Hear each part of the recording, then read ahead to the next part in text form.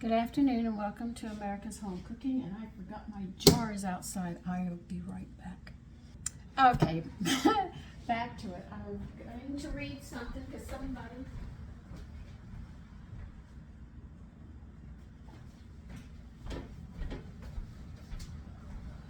somebody asked me about pressure canning. So I've got to read this so they understand. Now, when you pressure can, method is used for low acid foods. Those are usually your vegetable, your meals, and meats and fish and stuff. Now, the pound pressure given for low acid foods in this book are based on using a weight gauge canner and processing at or below 1,000 feet above sea level. When using a dial gauge canner or processing an altitude higher than 1,000 feet above a sea level, adjust your pounds pressure according to this steam pressure canner chart, which I'm going to read to you. Those are called your PSIs. I'm in an area that calls for 10 pounds because that's what I'm going to use. But according to your altitude, and the only way you're going to find out this is you're going to have to Google your area. That's how you know. And then once you get the area where you live, because I don't know where you live, you'll ask them for the pounds per square inch for your area, and it'll come up and tell you.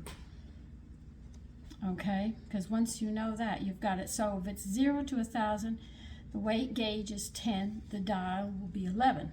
Now, if you have 1,001 to 2,000 feet of altitude, it's 15 PSIs on the weight gauge and 11 on a dial gauge. Now, if you're 2,001 to 4,000 feet above altitude, it's got to be 15 PSIs weight gauge or 12 on the dial. Now, if you're 4,100 to 6,000 feet in altitude, it's 15 pounds per square inch or your PSIs on the weighted gauge, or 13 on your dial gauge. If you're 6,001 to 8,000 feet in altitude, it is 15 PSIs weighted gauge, which I have weighted gauge, and the dial gauge is 14. Now, from 8,000 to 1 to 10,000 feet in altitude, your weighted gauge is 15 PSIs, and the dial gauge will read 15. So see, it's very important that where you live, you check out what your the altitude is so you can adjust to your PSIs, which is very important. Mine will be 10 because of where I live. Make sure you have that information.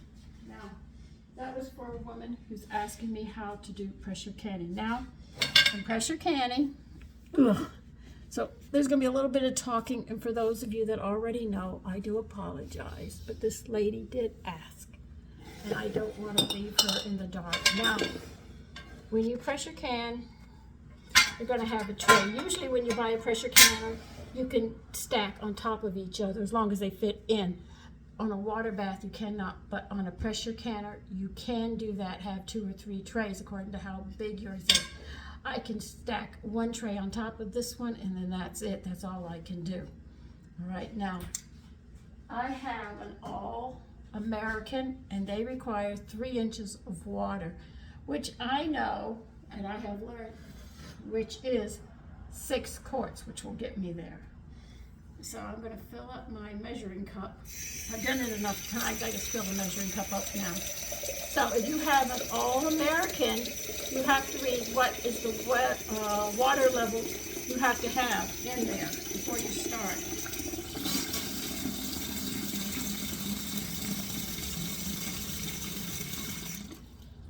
Okay, here's one.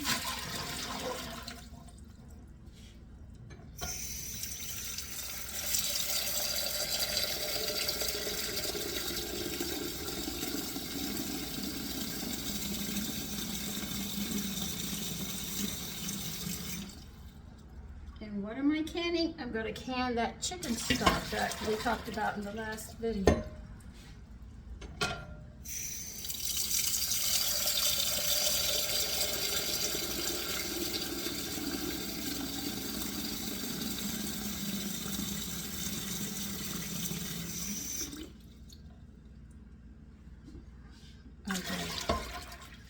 my 3 inches of water there. Let me go put it on. Oh.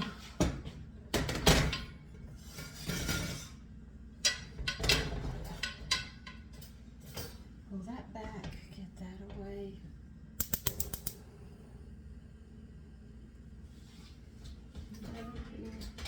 All right, next thing you're gonna have to do is you're gonna have to wash your bottles, the rims, and the lids. These are the rims, these are your lids, just to make sure, and wash your bottles out. You're gonna need a tray in the oven. I'm gonna use my broil pan, the bottom part of it. Set these bottles on it after I wash them. Turn the oven on to 220, which is boiling point, because you're gonna be boiling these in the pressure canner, because that's the temperature of the water. The pan is gonna be hot. These jars have to be equal to that water. That's why we're gonna clean them, and we're definitely gonna set them up in the oven at 220. So let me get my jars washed. Okay, I have the bottom of the broiler pan there. I've washed my jars out. I'm gonna set them in.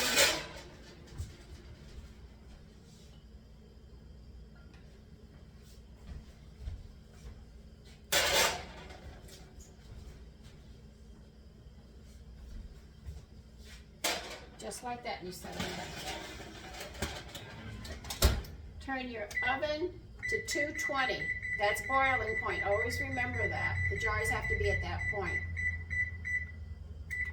Now they're going to stay in there once my thing beeps and tells me it's at 220 for at least 30 minutes. I like them at 30 minutes. They're going to sit there. You're just going to leave them in there until you get everything else. Now, for the stock, I'm going to turn you around over here again now.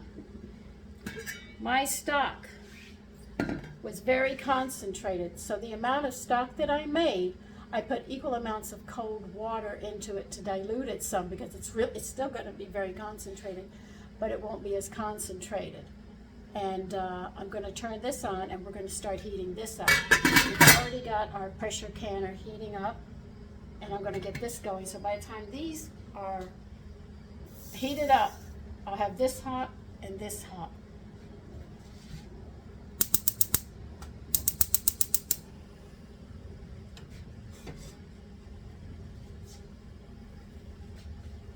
So now what I'm just going to do is I'm going to dry the lids and the rims, and I'll be back.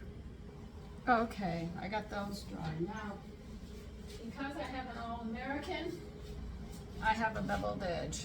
You see that? So I'm going to have to grease this. Now you can use cooking oil or you can use Vaseline.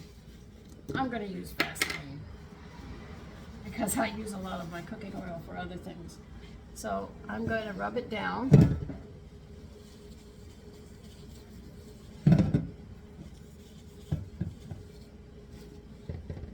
Have a gasket, just remember that you have to oil it about every 3rd time you use it or something. You don't want it to dry out or you'll have to replace it. And I would use, if you have a gasket, I would definitely recommend that you use a cooking oil on it. Do not use Vaseline. That's the last thing. Do not use that. Just put some cooking oil on it. All right, now you saw me do that. I have to also do the edging on the bottom part of my pot. It has a beveled edge on the top. I don't know if you can see it. We'll see what we can do. I just don't want to knock you over again. I've already done it once. Here, I've got to put it all there. And then I'll explain why it works so well.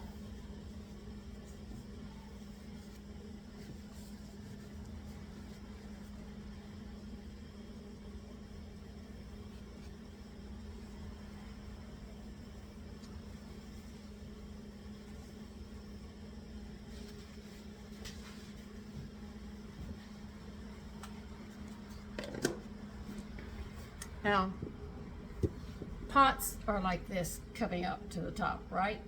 Well, when mine gets to the top, it bevels this way. So I have that point to move in that direction. If you take a look at my edging here, let's see if I can give you, you see how it's set in?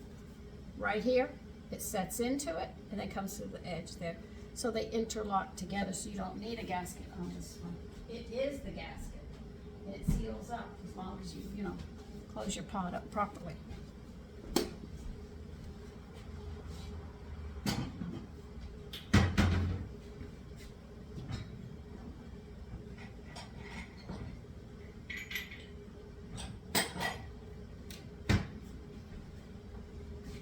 Now I'm going to get the other equipment and I'll explain it to the woman who'd like to learn how to pressure can.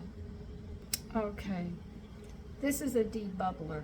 When you put food in and you're packing it in the pressure cooker, if you've done water bath, you already know this, but under a pressure cooker, the same thing. You have to release those bubbles as you pack that food in, or whatever you're doing, even the stocks, because sometimes when you pour it in, there's little tiny bubbles down on the bottom that sit there. It will cause botulism, and if you eat that, you're in trouble, okay? You need a funnel. Now, I usually use this when I'm sitting there and I'm gonna do stews and stuff, and it's bulky, I'll use my funnel. But when I'm just doing broth or stocks, measuring cup, I use that instead to fill my jars with. You are going to need a small bit of white vinegar. Why? Because you have to wipe those rims off, so as that rubber melts from the heat and the air is escaping, it will lock and seal up as it cools. Other than that, you don't have a seal. If you don't have a seal, it's going to be going into the refrigerator. Now, because everything's hot, you need tongs. Another thing you're going to have to do is when you wipe, you can either use paper towels or a napkin or a clean towel. Whatever you do, when you wipe with that vinegar, you make sure that's clean. It's very important with all of this, and you're handling very hot equipment, but your counters, remember, they are cold. You might say they're warm, they're comfortable to me. No, those jars are at 210. You set them on the counter, they're going to crack. So when you go to fill the jars, either have them on a cutting board or a towel. Now when they're done pressuring and everything, and you've done your timing and all, you're going to have to put it someplace and put it on a towel till they cool till tomorrow morning, and there's nothing more we can do. Now tomorrow morning, if that bubble on the top, I'm walking through the whole steps of this, I don't know if you can see it, but there's a little bubble here. You hear it? That bubble's up. When they're sealed, that bubble is sucked down. If that bubble is still standing up, you have to put the food in the refrigerator because it did not seal, and you don't want to put it up like that because that will cause botulism. Something that you don't want. I don't think anybody needs that. So let's see, what else? Did I miss anything? Yes, the next day, tomorrow morning, if your jars are sealed, you take the rim off and then get some soapy water on a dishcloth and wash your jars off, rinse them off, and set them on the drain board, and then dry them. Because you're going to have to write what it is and you have to date it. If you think that you're going to remember, it's not going to work because we have so many things on our mind. We will forget. Listen to me. I've been there. This is why I can talk about this thing. Make sure you get a marker and you date them and what it is so you always know. Now, in your pantry, don't put the new stuff you've canned in front of stuff you've already canned. You've got to bring it forward. Just like at a grocery store, they bring the stuff that comes in, and if there's cans still there, they move those cans that were there to the front and put the new ones into the back. So you have that rotation and you don't end up with a botulism or something like that that can happen. You know, cans will swell. This is very dangerous. This is why they have dates and stuff stamped on them. Now, grocery stores actually come from women canning. They watch them and somebody got, you know, if I could sell this in a place, people could pay me and I'd have the stuff and they wouldn't have to do it. So that's how they took it from us. But anyway, we're at that point. I have to get this hot and the pot that they're going into hot. So right now, let me go ahead and get this broth go. My stock it's getting hot, let's say. It's getting there. I have to bring it to a boil. And I have to get a towel, and I'm going to have to put a placemat to put it over here while I work. So I will be back. Okay, now this is my gauge, my weight gauge.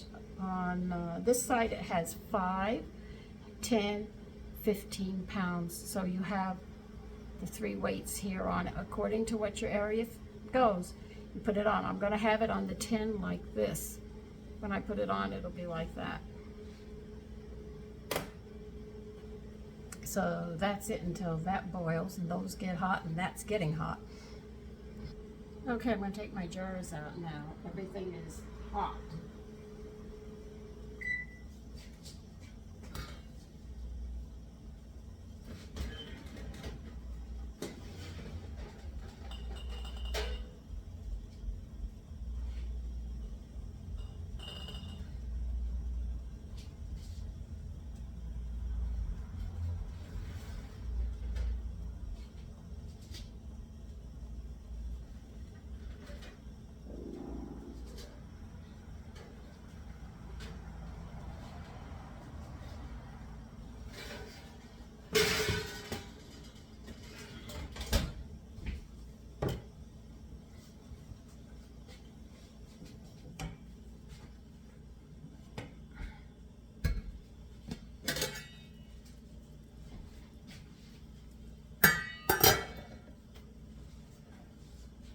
I'm just going to turn you down and you can just see as things go on. I just move my pot over here on a mat so I can do it easier. You need a 1-inch headspace. I'll get the ruler out when I get to that point.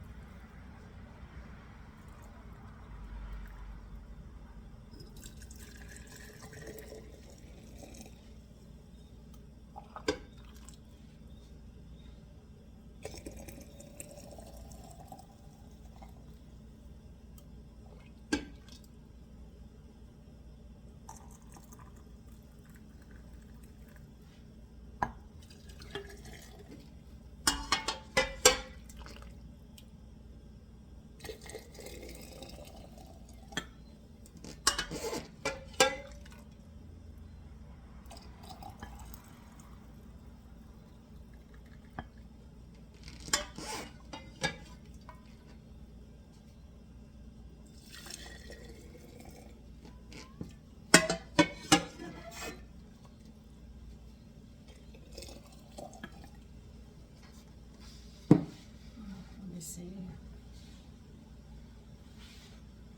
Oh,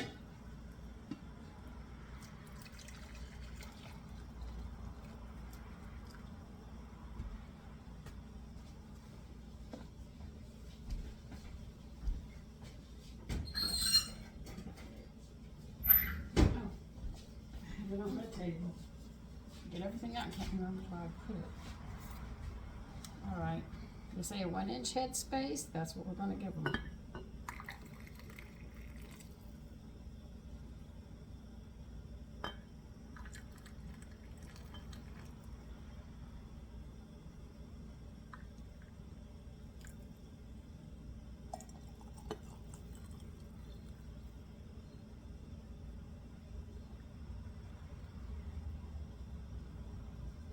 Okay, we are not going to have 5, we'll have a little more than 4 quarts, which is about what this pot gives me, the way I do it. So this will go into the refrigerator.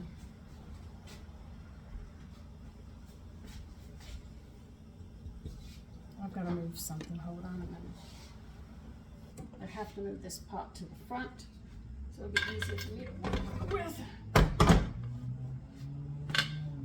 And that's the pressure canner on top of the valve.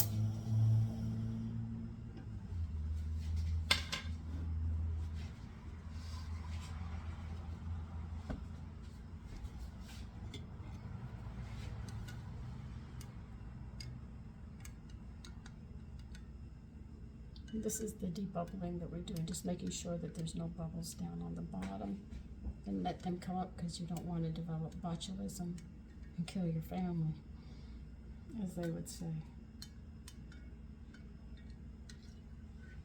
Okay.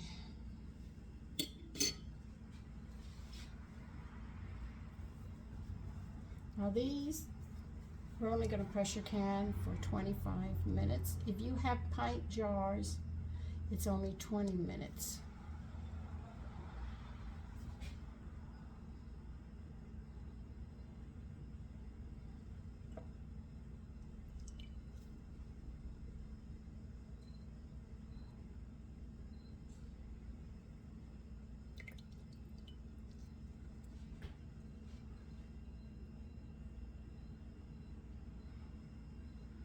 So as you can see, some of the very steps that we do are almost like water bath, but just a little different.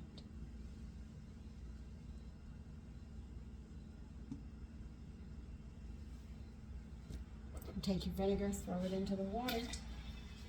1, 2, 3, 4.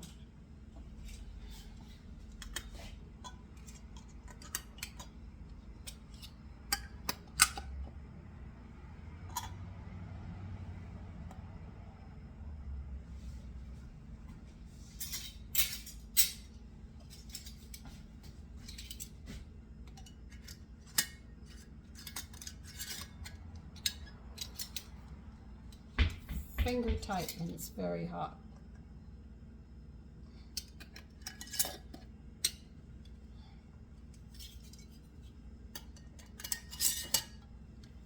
Lord.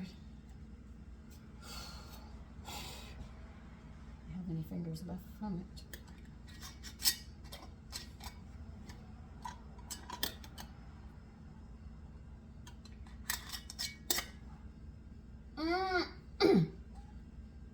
Yes, it's hot. You can put them in.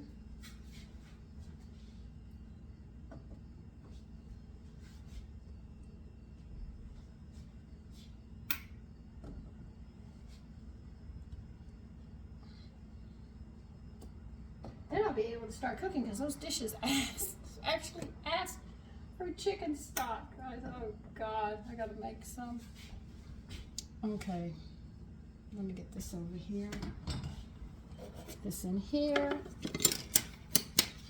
This in here. This. I'm actually trying to make room to move. You must not.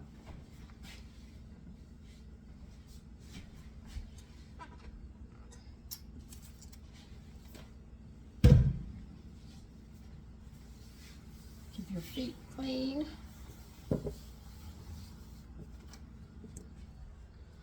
Okay.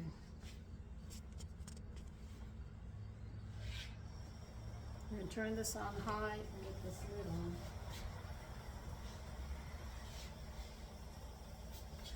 Now on a All-American, they have an arrow and a dent here. Let's see if I can show you. You see, there's an arrow here and a dent right here. I'm not lining them up. That's what you have to do.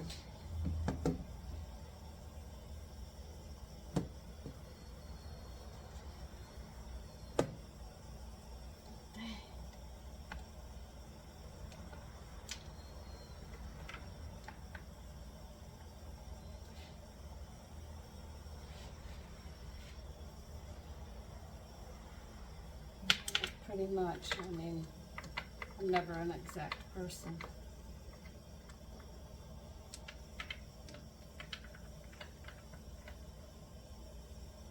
Okay, now that we've lined it up and we've just screwed it, but we didn't do it tight, now you're going to lock it in.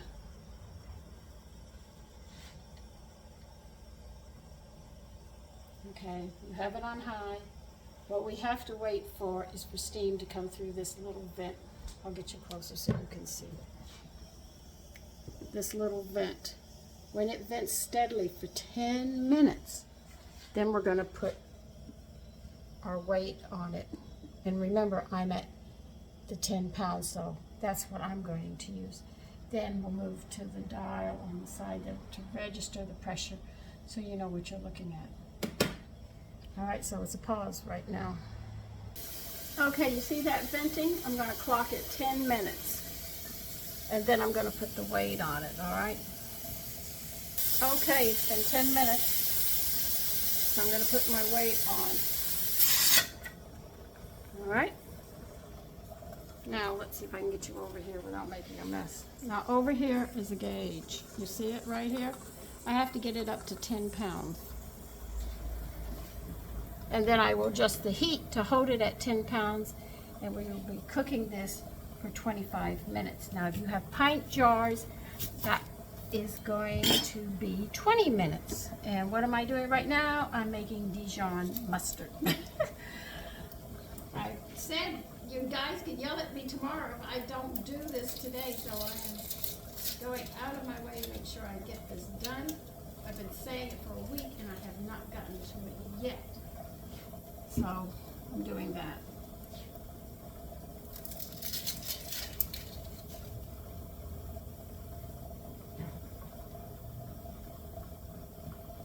So I will put you on pause for now. And when that gets up there, I'll show you. Okay, now I'm going to show you.